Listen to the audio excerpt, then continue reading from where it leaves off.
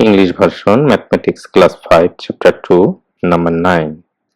Mr. Saib bought 25 kg of rice, mustard oil costing 350 taka and spice costing 668 taka.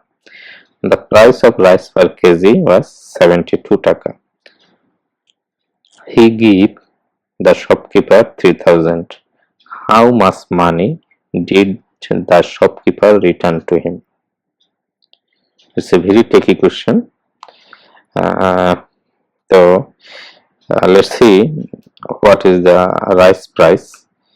So it's a rice price equal to rice costing 25 kg rice and 72 taka per kg. So 1800 taka rice costing.